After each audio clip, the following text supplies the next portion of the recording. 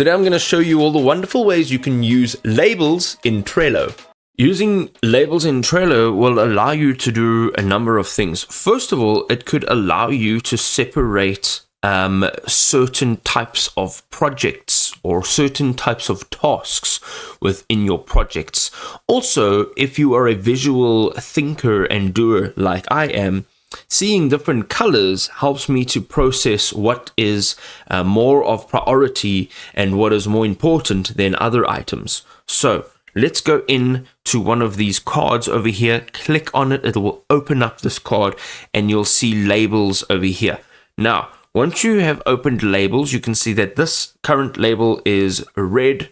We can click on the plus icon. You can actually change the label. So you can also assign a second color. Let's say you want to create a new label. Go ahead here and create a new label. Give it a title, say create. It'll be listed right over here.